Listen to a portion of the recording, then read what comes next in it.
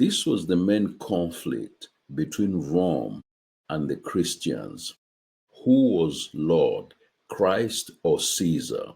Jesus was confronted with this dilemma when he was tempted with the question of paying taxes to Caesar. In the eyes of Rome and Caesar, it was treasonous to disrupt the unity of the state by the failure to recognize that former worship was centered on the Caesar. The Christians were killed by Rome, not because they worshiped Jesus, but because they refused and rebelled against the worship of Caesar instead of their one and true God of Jesus Christ. Caesar would not tolerate the worship of another God apart from him. Caesar demanded that all things be subject to the subordination of the state. The state strictly controlled the rights to street gatherings, assembly, and religious meetings. Therefore, the church's highly organized gatherings were upsetting to Rome. The preaching of the early apostles on the lordship of Jesus Christ was a direct conflict and declaration of war with Rome. Acts chapter 4 verse 12.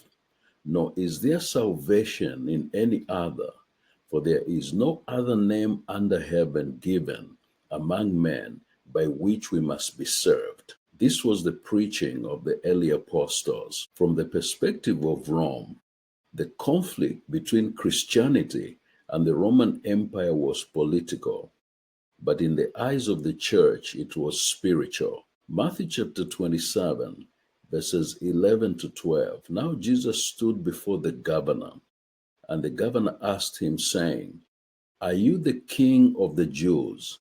Jesus said to him, "It is as you say." And while he was being accused by the chief priests and elders, he answered nothing. The Christians were never asked to worship the pagan gods of Rome, but to simply acknowledge the supremacy of the state religion, that Caesar was Lord.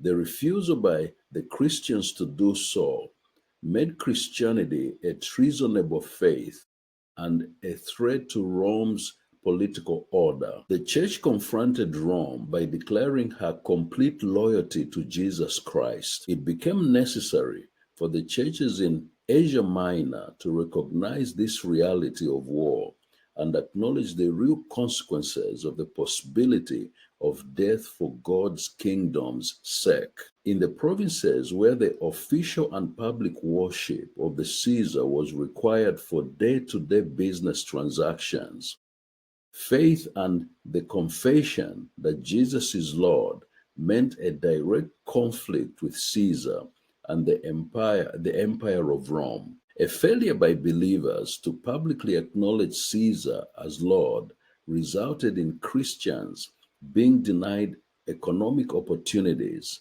resulting in hardship, and would often be imprisoned, tortured, or killed.